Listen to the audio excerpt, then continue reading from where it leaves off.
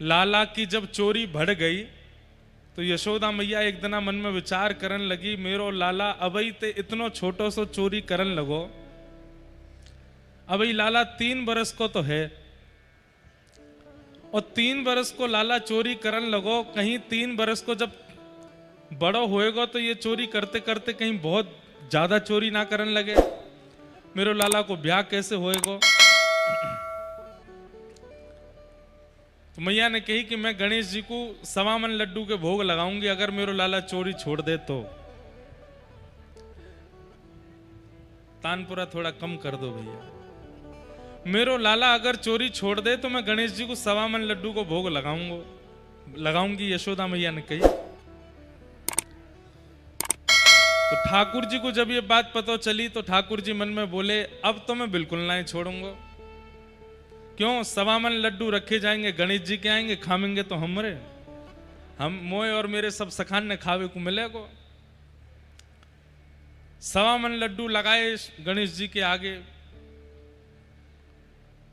यशोदा मैया लाला को लेकर के गई और गणेश जी महाराज से प्रार्थना कर रही, हाँ आंख बंद करके हाथ जोड़ के मैया कह रही है, हे गणपति बाबा मेरे लाला पे कृपा करो, जे चोरी करनो बंद कर दे, जे सुधर जाए, बहुत उपद्रवी है गयो, बहुत उद्यमी है गयो, आप यहाँ पे कृपा करो। अब मैया तो आंख बंद करके प्रार्थना कर रही है, ठाकुर जी ने अपने सबरे सखा बुला लिए। अब एक लड्डू मधुमंगल ले गयो, दूसरो श्रीदामा ले गयो, तीसरो तन सुखा मन सुखा धन सुखा। सबरे ठाकुर जी के सखा आए और जितने लड्डू भरे सब इनको ले गए। एक लड्डू बचो वो ठाकुर जी खा गए। गणेश जी के आगे सबरो भोग खत्म। यशोदा मैया के जैसे ही नेत्र खुले, हे गणपति बापा मेरी या प्रार्थना को स्वीकार करियो, मेरे लाला की चोरी छुड़वाओ। मैया ने जैसे ही प्रणाम करके भोग की थाली उठाई, मैया बोली, अरे लाला ये सबरे लड्डू कहां गए यहां थे? मैया बोली, लाला सबरे लड्डू कहां गए? ठाकुर जी बोले, मैया अभी तो यहीं धरे, पतो ना कहां चले गए। अरे इतनी जल्दी कौन चोरी करके ले गए यहां थे, कहां गए सबरे लड्डू? सोई ठाकुर जी गए और गणेश जी के पेट पे हाथ धर के बोले, मैया जहां धरे हैं सबरे लड्डू, जे इतनो निकरो भयो है ना यही के भीतर हैं। गणेश जी भी मंद मंद मुस्का रहे हैं। मैया बोली, मैंने तो इतनी बार भोग लगायो कभी पायो नहीं, आज कैसे पाए लियो? मैया तू हमेशा बिना भाव के भोग लगा देवे, आज तेरे संग मैं हो ना, तू तो आंख बंद कर रही, मैं हाथ जोड़ के प्रार्थना कर रहा हूं। मेरी मैया ने बड़ी मेहनत करके देसी घी के लड्डू बनाए, हे गणेश जी पाए लो। सो गणेश जी प्रकट है के पाए के गए मैया, और दिना तो तू सामने धर के उठाए ले, आज ठाकुर जी पा गए, आज गणेश जी पा गए। और मैया प्रसाद स्वीकार है वे को, यही तात्पर्य है कि देवता आपकी सेवा से प्रसन्न है। मैया तो नाचन लगी, बोले गणेश जी ने मेरे लड्डू पा लिए, या को मतलब है कि आज अब मेरो लाला चोरी छोड़ देगो। लेकिन ठाकुर जी ने फिर भी चोरी नहीं छोड़ी। तो मैया बोली, गणेश जी तो सांचे हैं, लेकिन लाला तेरी चोरी क्यों ना छूट रही है? सांची बता, तू को मेरी सौगंध बादना गणेश जी के लड्डू कौन ने पाए? तब ठाकुर जी ने सब सत्य बताया, बोले मैया सबरे सखान के संग मैं ही पाए गए हो। गणेश जी तो बेचारे चुपचाप बैठे। ऐसे हमारे लाला सबन के संग आनंद करें। आपको पता है कृष्ण लीला में सब देव पधारे, महादेव भी आए, गणेश जी भी आए, हनुमान जी भी आए, दुर्गा मैया भी आई, जगदम्बा भी, सब आए हैं, और सब छोटी छोटी लीलाएं ठाकुर जी के साथ करके गए हैं। ऐसे हमारे ठाकुर जी, जैसे गणेश जी को लड्डू बहुत प्रिय हैं, ऐसे हमारे ठाकुर जी भी खूब लड्डू भोग लगा में, खूब प्रेम से पवा में। तो आज ठाकुर जी को मंगल जन्मोत्सव भयो है।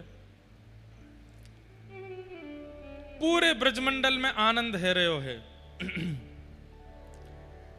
नंद बाबा को जैसे ही पता चली कि लाला भयो है, कपड़ान सहित कूद गए जमुना जी में। स्नान करके नए कपड़ा पहने, सुंदर तिलक चंदन लगायो, पीली पाग पहनी, जा जाके कान में खबर पहुंचे कि नंदरानी के लाला भयो वही नाच नाच करके उत्सव मना रहे हो। बंधुओं, ठाकुर जी के प्राकट्य की सबसे बड़ी भावना यह है कि कोई को भी यूं नहीं लग रही है कि केवल नंद बाबा के लाला भयो है, सबको लग रही है हमारे गल लाला भयो है। जन्माष्टमी को पर्व होवे भी ऐसा ही है। आज भी पूरे भारतवर्ष में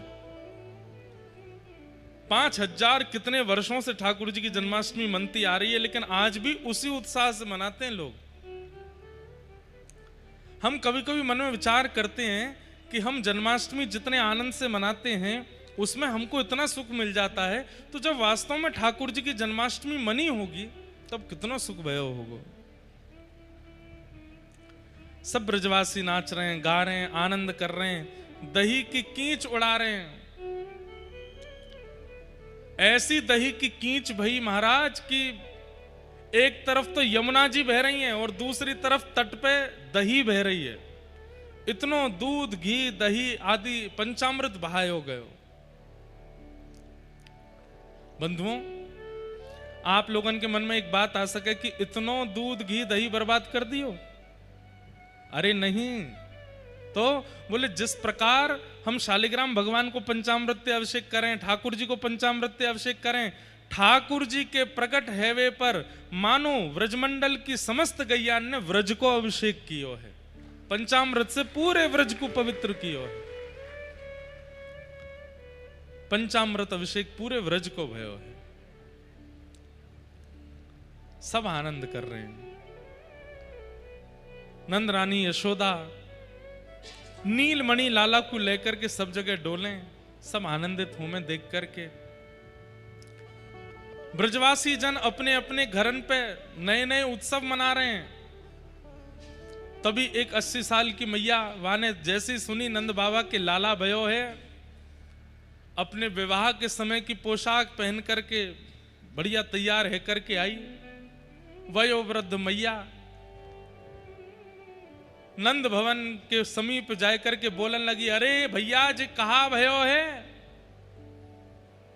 ब्रजवासी माखन के गोला बना बना करके एक दूसरे पर टक टक के मार रहे हैं। मैया ने जैसे कि कहा भयो है, सोई माखन को गोला मुंह में है कि सटाकते पेट में चलोगो। मैया ने जीवते अपने होठ साफ कियो, बोले अरे भैया अब तो बताओ कहा भयो? ब्रजवासी बोले मैया तेरो मोह चीकनो हैगो तो ना पतो चली कहा भयो? अरे नंद जी के लाला भयो है। अरे अरे विधाता, ऐसे लाला तो रोज ही होयो करें, हमारे नंद बाबा के तो रोज ही लाला होयो करें, ऐसो ही आनंद मने, ऐसो ही सुख मने।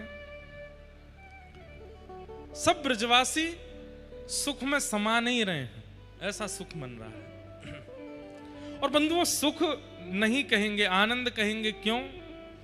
क्योंकि सुख की तो एक अवधि है, वासे ऊपर सुख दुख जैसो प्रतीत होने लगे। लेकिन आनंद, आनंद तो अपनी सीमा पार कर जाता है, उसके बाद भी अतिशयोक्ति नहीं लगता। संसार के बहु व्यंजन, उनकी एक सीमितता है, उनकी एक मर्यादा है, वो उतना ही प्रिय लग सकते हैं। लेकिन भगवत संबंधी वस्तु का तो जितना सेवन किया जाए वो उतना सुख प्रदान करते हैं। ब्रजवासी आज सब बड़े आनंद में हैं, सब नाच रहे हैं, गा रहे हैं, उत्सव मना रहे हैं। अवाद्यंत विचित्राणी वादत्राणी महोत्सवे, शुकाचार्य जी वर्णन करते हैं कि ब्रजवासी जन विचित्र विचित्र वाद्य बजा रहे हैं। जैसे बहाने ढूंढते हैं ठाकुर जी के जन्मोत्सव मनाने के।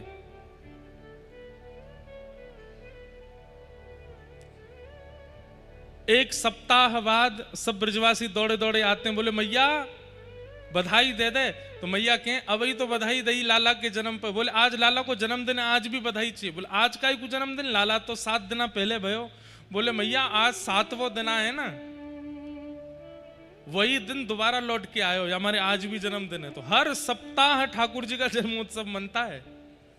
और फिर जब हर महीने की अष्टमी तिथि आती है तब अष्टमी तिथि पे फिर नाचते हैं ब्रजवासी।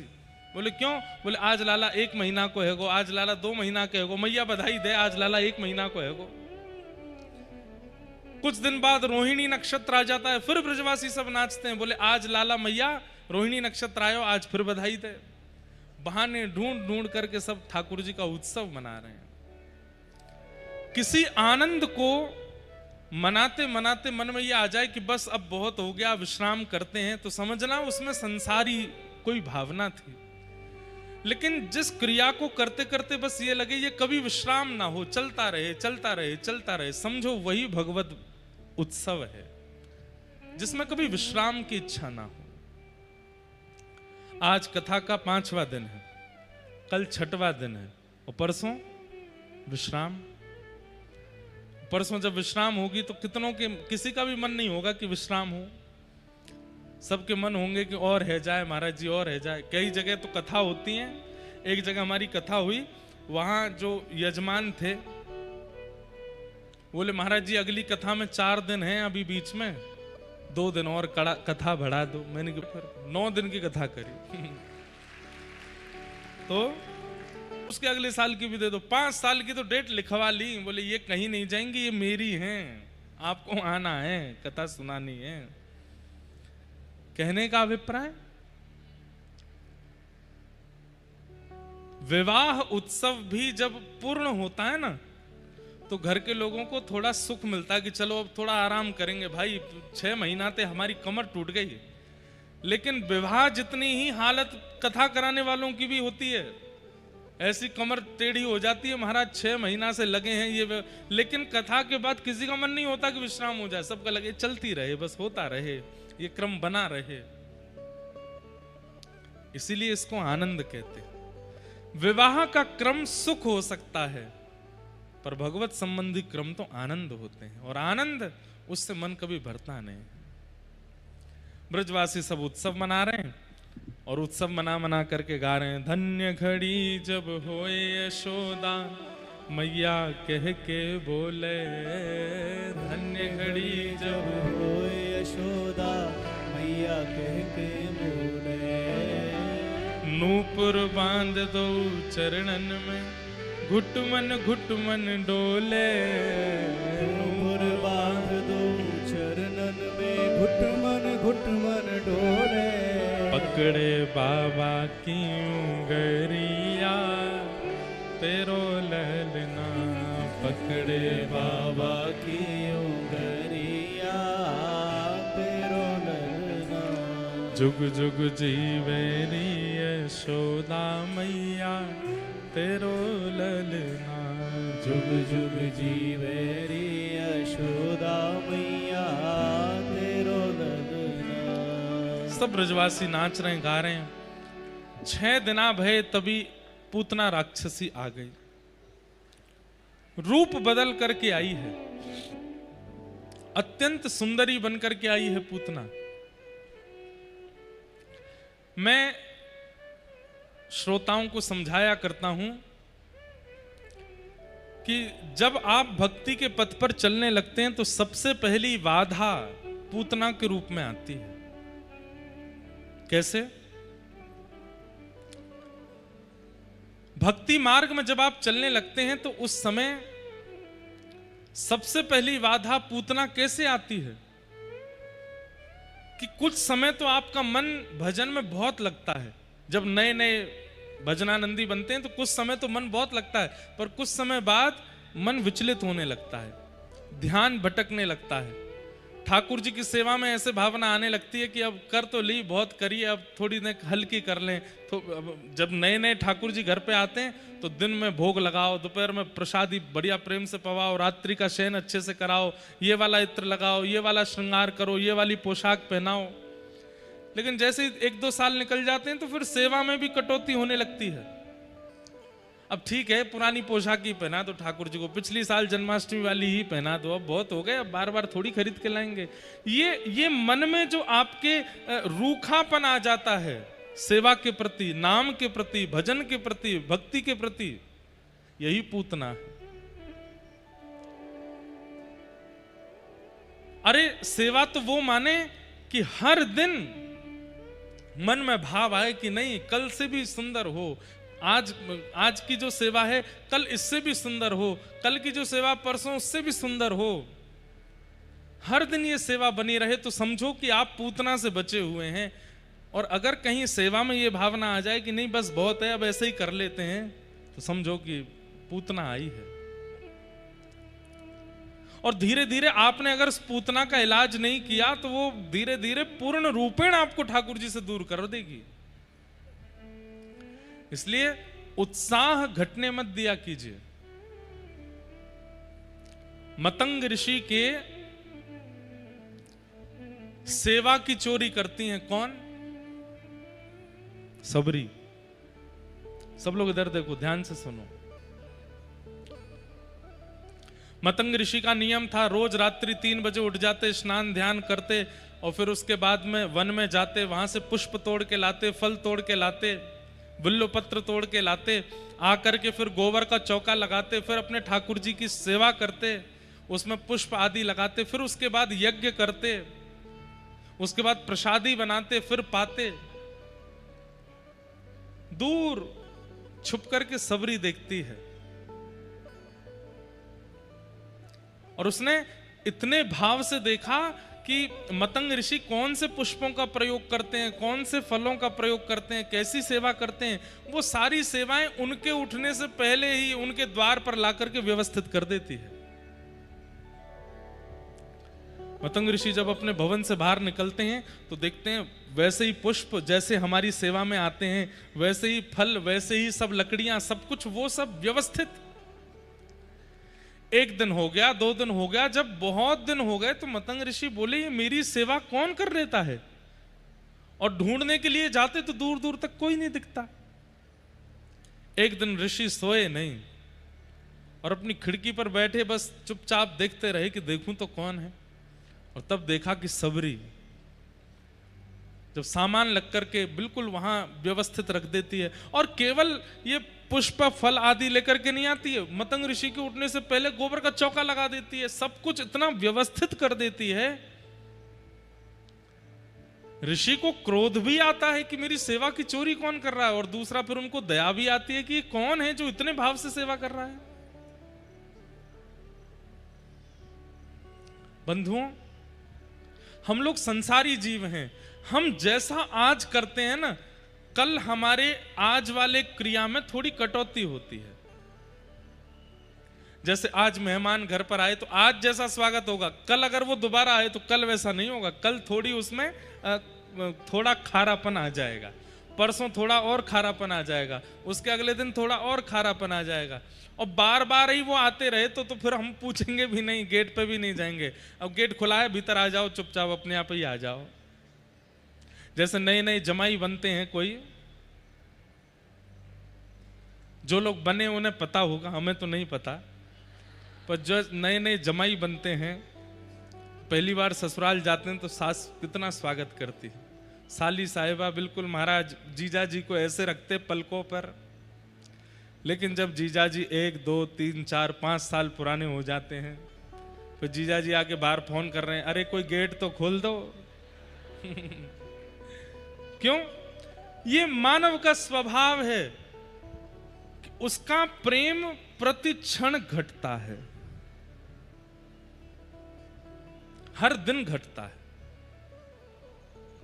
और कहीं ना कहीं हमारी यही व्यवस्था, यही अवस्था ठाकुर जी की सेवा में भी होती है।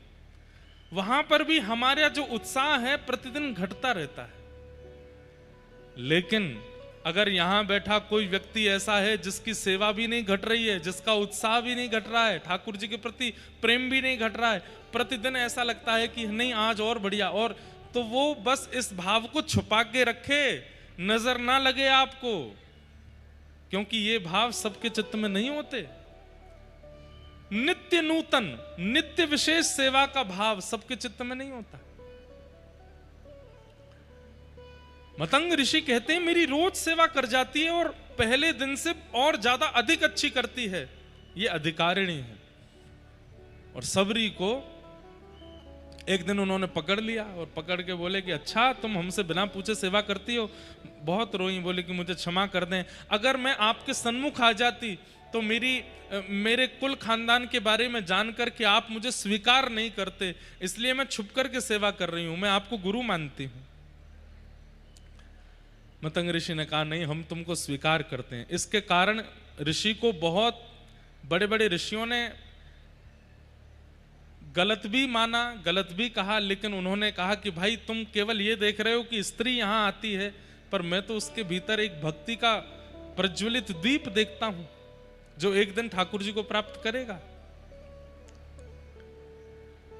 और एक दिन ऋषि बोले कि अब मेरा जाने का समय आया है देवी, अब मैं तुम्हें कृपा करके आज्ञा देके जा रहा हूं, तुम्हारी सेवा से मैं प्रसन्न हुआ हूं, अब मेरे भाव से ठाकुर जी को प्रसन्न होना पड़ेगा और तुम्हें दर्शन देने पड़ेंगे। तुम बस चिंता मत करना, एक दिन राघव जी आएंगे। गुरुदेव आप चले जाएंगे, मुझे कोई एक सूत्र बता दीजिए जिस सूत्र के सहारे मैं हर दिन आपका स्मरण करके रह सकूं। मतंग ऋषि कहते हैं एक ही सूत्र है। बोले क्या? प्रतीक्षा। तुम्हारा भजन ही प्रतीक्षा है, जितना प्रतीक्षा करोगी उतना तुम्हारा भजन है। जैसे आप कहते हैं कितनी माला करनी? 8 माला, 108 माला, 200 माला, 250 माला, 2 लाख माला। मतंग ऋषि सबरी को कह के गए तुम्हारी माला, तुम्हारा जप, तुम्हारा नियम, तुम्हारा सब कुछ एक ही है। बोले क्या? प्रतीक्षा। प्रतीक्षा करो।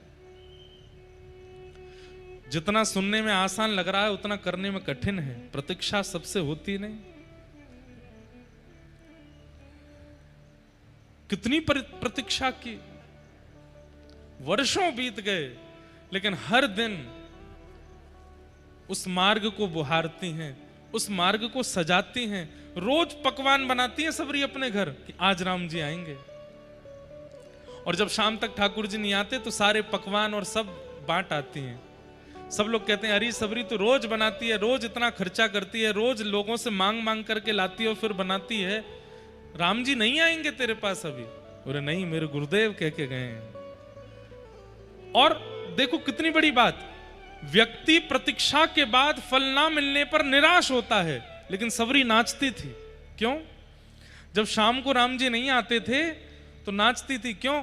बोले मेरे गुरुदेव कह के गए जितनी प्रतीक्षा करोगे उतना भजन बढ़ेगा। मतलब मेरी आज की माला पूरी हुई, मेरी आज की माला पूर्ण हो गई, आज भी नहीं आए, रोती नहीं है। वर्षों बाद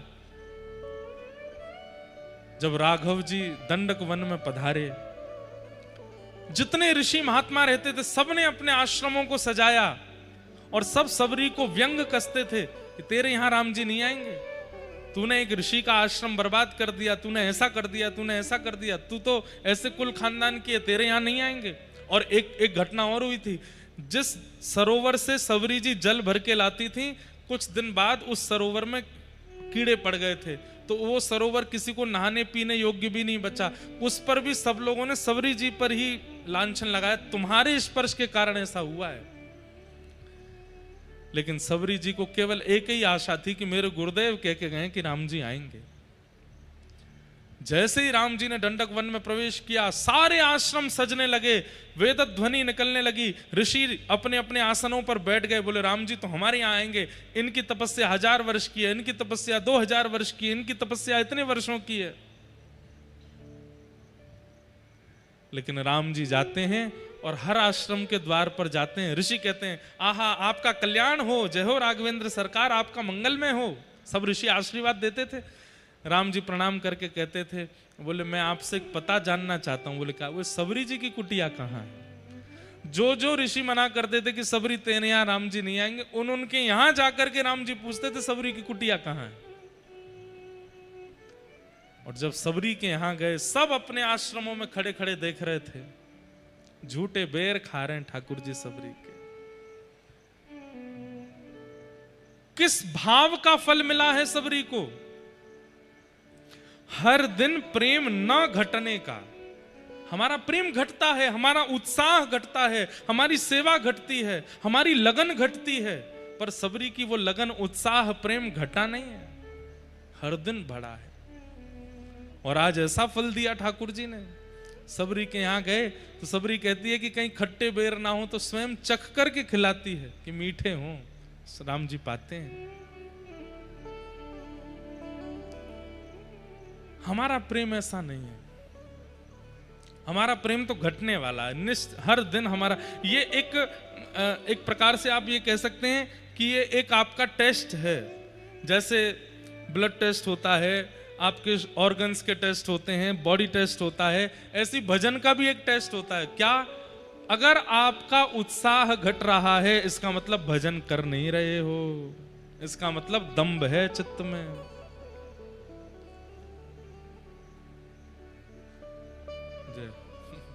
दिख नहीं रहे हैं?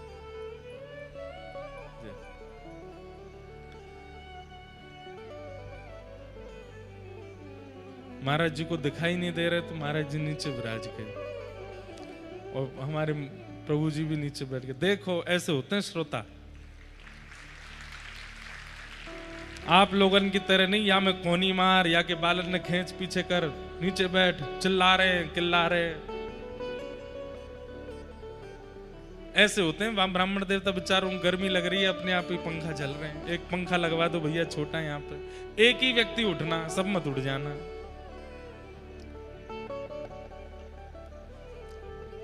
सह रहे हैं बेचारे, इनको मिलेंगे ठाकुर जी अवश्य। तो मैं क्या कह रहा था, हमारा प्रेम, हमारा उत्साह घटता है।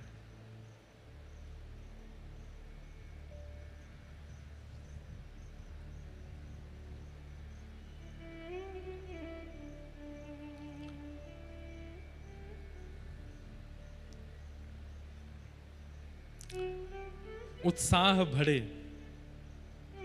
तो समझो कि भजन बन रहा है, और भजन के साथ साथ चित्त के विकार नष्ट हो रहे हैं। अगर वो विकार अब भी चित्त में हैं तो उत्साह घटेगा, बढ़ेगा नहीं। ब्रजवासियों की यही स्थिति हुई है, जब से लाला को जन्म भयो है उत्साह बढ़ रहे हो है सबन को। आज ऐसे उत्सव मनाएंगे, आज तो अष्टमी है, लाला को जन्मोत्सव मनेगो, आज तो बुधवार है, लाला को जन्मोत्सव मनेगो।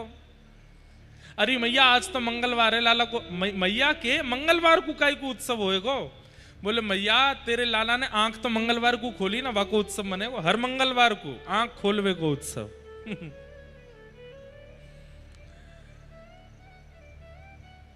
पूतना आई, और पूतना किस रूप में आती है हमारे भजन में? हमारे भजन में विघ्न रूप में आती है कि हमारा उत्साह घटने लग जाता है। अच्छा एक बात, पूतना का आगमन होता क्यों है? हमारे भजन में कटौती होती क्यों है? ऐसा कौन सा अपराध हमने किया है जिसके कारण भजन में, सेवा में, कथा में हमारा उत्साह घटता है? वैष्णव अपराध, भक्त अपराध, वैष्णव अपराध।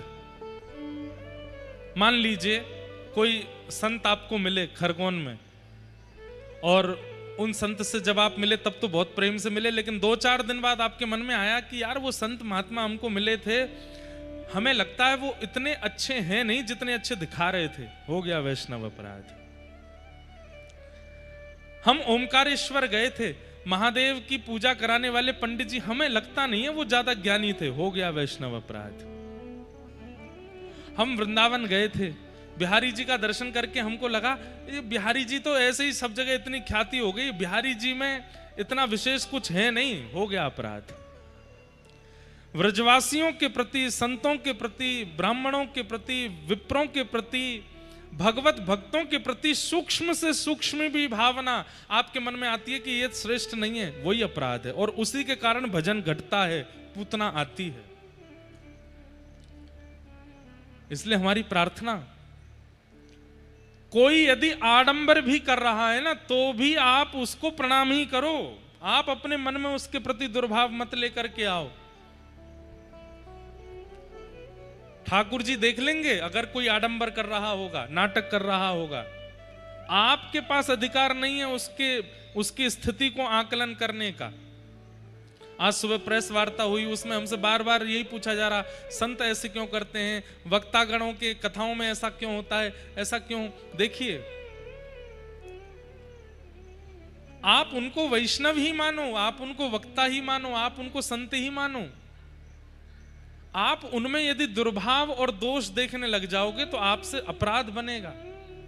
आप कहेंगे महाराज जी ऐसे तो फिर किसी का विरोध ही नहीं होगा, सब गलत से गलत करते जाएंगे। देखो हमारी एक बात, कोई व्यक्ति गलत करता है और कोई व्यक्ति आडंबर पाखंड करता है, लेकिन आप फिर भी उसके प्रति श्रद्धा रखते हो, उसके प्रति आस्था रखते हो, जानते हुए भी आस्था रखते हो, तो आपकी आस्था उस व्यक्ति को सुधार देगी, आपकी आस्था उस व्यक्ति के चित्त से आडंबर को नष्ट कर देगी।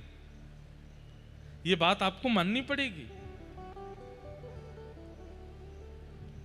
इसलिए वैष्णवों के प्रति अपराध मत करो। पूतना आई, इतनी सुंदर बनकर के आई कि सब पूतना को देखते रह गए। नंद घरानंद भयो जय कन्हैया लाल की, सब नाच रहे हैं, गा रहे हैं, उत्सव मना रहे हैं, लेकिन पूतना के आते सब उसको देखने लगे। इसकी चाल देखो, इसकी ढाल देखो, कितनी सुंदर है। और यही तो पूतना करती है, भजन में विघ्न, उत्सव में विघ्न, कथा में विघ्न, नाम जप में विघ्न। ये जो भी विघ्न आते हैं भगवत सेवा में, वही पूतना है। सब ब्रजवासियों को अपनी ओर मोहित करती हुई जैसी पूतना नंद भवन में गई, यशोदा मैया ने पूतना की ओर देखा। यशोदा मैया के चित्त में आया, इतनी सुंदरी आई है, अरे विधाता तेने कछु दिना पहले मेरो लाला भेज दिया होता तो यही ते ब्याह कर देती अपने लाला को, इतनी सुंदर। और पूतना से वार्ता करते हुए फिर मैया ने लाला को पूतना की गोद में दिया। अब यहां पे एक प्रश्न आता है, बहुत ध्यान से सुनिएगा।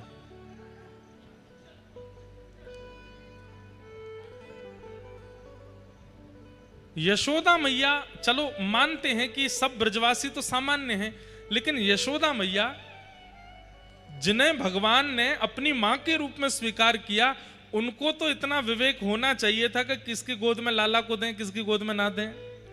फिर यशोदा मैया ने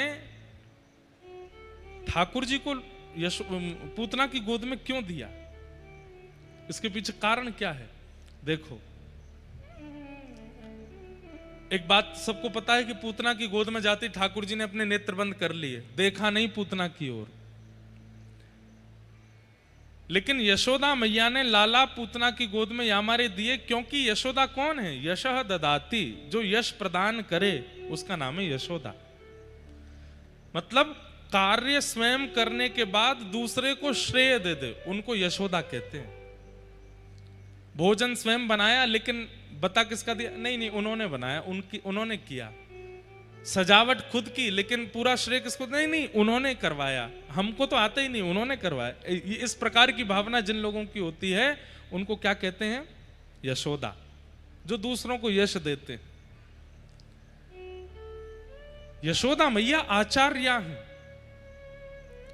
उन्होंने मन में विचार किया कि पूतना राक्षसी है, रूप बदल करके आई है, ठाकुर जी के दर्शन की अधिकारिणी नहीं है, ठाकुर जी के स्वीकार की अधिकारिणी नहीं है। लेकिन जब इतने समीप आ गई है तो इसके दोषों का चिंतन करके मैं भगवान को इससे दूर क्यों रखूं?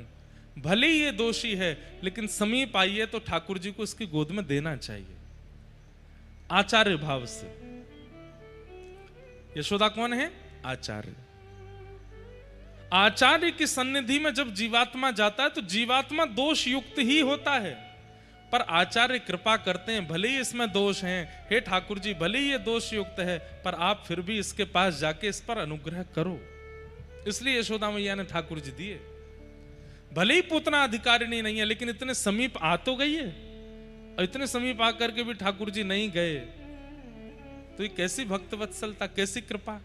इसलिए ठाकुर जी दिए। पूतना की गोद में ठाकुर जी दे दिए। भगवान ने अपने दोनों नेत्र बंद कर लिए, नहीं देखा पूतना को। क्यों? दो कारणों से ठाकुर जी ने नहीं देखा। पहला कारण, पूतना अपने वास्तविक रूप में नहीं आई है, रूप बदल करके आई है। और दूसरा कारण, पूतना भजनानंदियों के भजन में विघ्न डालती हुई आई है। समझ में आई बात? दो लोग ऐसे हैं जिनको ठाकुर जी नहीं देखते। पहले वो जो अपने रूप को परिवर्तित करते हुए घूमते हैं, जैसा उनका रूप स्वभाव गुण है वैसे नहीं रहते हैं, उसको छुपा करके घूमते हैं तो राक्षस लेकिन बने घूम रहे महात्मा, हैं तो व्यसनी पर बने घूम रहे हैं महासात्विक। ऐसे लोगों को ठाकुर जी नहीं देखते। हैं तो लोभी, हैं तो क्रोधी, लेकिन दिखाएंगे कि हम तो बहुत सौम्य हैं, हमें तो गुस्सा आता ही नहीं, मन ही मन फूटे जा रहे हैं। हैं तो कामी, लेकिन दिखाएंगे ऐसे कि वो तो उनसे बड़ा कोई ब्रह्मचारी नहीं है। ऐसे लोगों को ठाकुर जी नहीं देखते। आप कहोगे तो महाराज जी क्या करें, अपने दोष को सब जगह दिखाते घूमें कि देखो हम तो ये हैं, हम तो ये नहीं।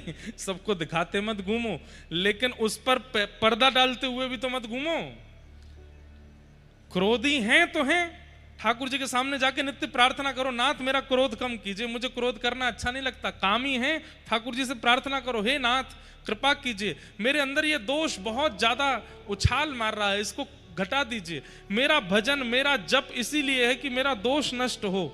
इससे क्या हुआ, आपने स्वीकार किया और ठाकुर जी के सामने प्रस्तुत किया। ठाकुर जी इससे प्रसन्न होते हैं। व्यक्ति मंदिर में जाता है, कभी अपने दोष बोलता है? सदैव जाकर के ठाकुर जी से कहेगा, हे नाथ ये बनवा दीजिए, ये करवा दीजिए, वो करवा दीजिए, ऐसा करवा दीजिए, वैसा करवा दीजिए। ठाकुर जी कहते हैं ये सब करवा दीजिए, और जो पहले से रोग तेरे अंदर हैं उनके बारे में तूने कहा नहीं। मतलब वैद्य के पास जाकर के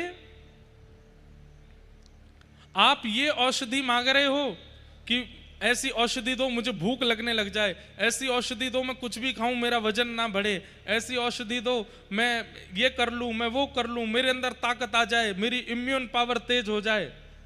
वैद्य कहेगा वो सब तो ठीक है, पहले ये तो बताओ तुम्हारा कोलेस्ट्रॉल वगैरह तो नहीं बढ़ा हुआ है, शुगर तो बढ़ा हुआ नहीं है, लिवर फंक्शन ठीक तो कर रहा है, पेट ठीक है ना, लंग्स में कोई दिक्कत तो नहीं है।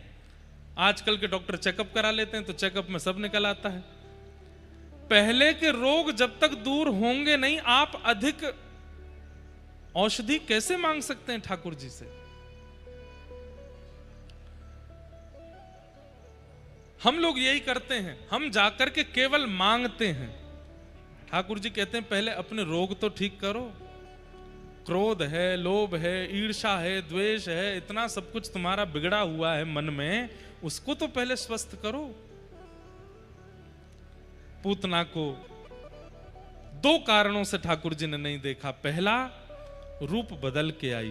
दूसरा, रूप बदल के आई तो आई, जितने लोग उत्सव मना रहे थे सबका उत्सव छुड़वाती हुई आई है, ठाकुर जी ने नहीं देखा। और जैसी पूतना के गोद में जाके भगवान ने नेत्र बंद किए, पूतना ने अपना पयोधर भगवान के मुख में दिया। ठाकुर जी ने पहले तो उसके रस तत्वों को पिया, पुण्यों को पिया, पापों को पिया, विष को पिया, और अंत में प्राणी समम रोष समन्वितो पिबत, उसके प्राणों को पीने लगे। और जैसे ही प्राण पिए, पूतना अपने वास्तविक रूप में प्रकट हो गई और विशाल विकराल रूप धारण कर लिया। सामुंच मुंचाल मिति प्रभाषिणी, ठाकुर जी को पकड़ करके दूर करने लगी। लेकिन जैसे कोई डाल वृक्ष को पकड़े होती है, कितना भी खींचो अलग नहीं होती है, ऐसे ही ठाकुर जी ने उसके पयोधर को पकड़ा हुआ है। खूब प्रयास करने पर भी ठाकुर जी जब दूर नहीं हुए, अरे बालक छोड़, अरे बालक छोड़ चिल्लाने लगी।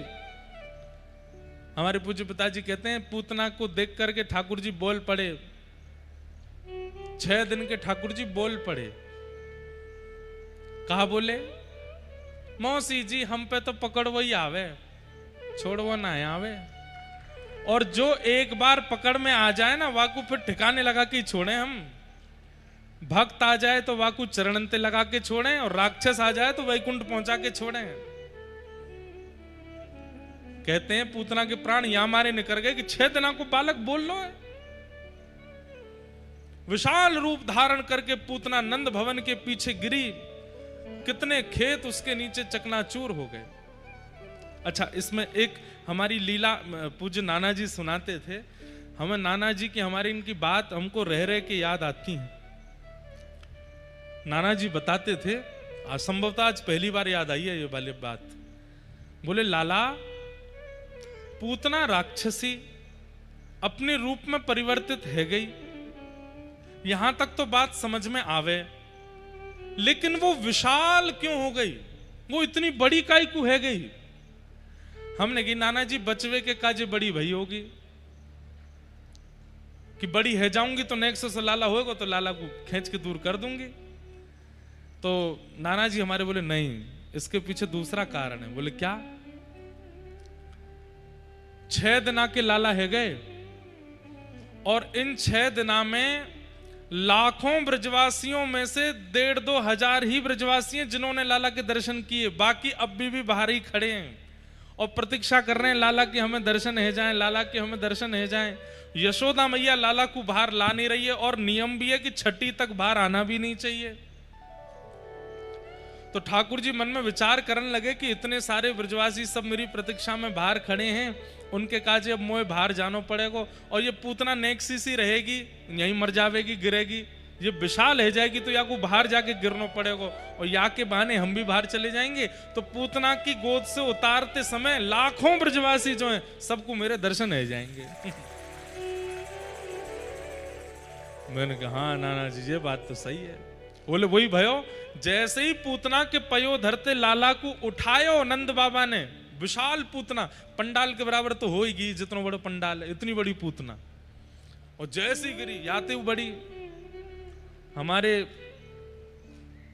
3 योजन है, 6 कोस ले, एक कोस में 3 किलोमीटर, एक कोस में 3 किलोमीटर, 6 कोस की में 12 किलोमीटर की 18 किलोमीटर की थी। अब सोच लो यहां से 18 किलोमीटर कहां तक है, इतनी बड़ी पूतना भाई। ले हम तो सोच रहे कि नेका पंडाल के बराबर भाई होगी। 18 किलोमीटर अगर खड़ा कर दिया जाए तो बादलों से भी ऊपर चले जाएंगे।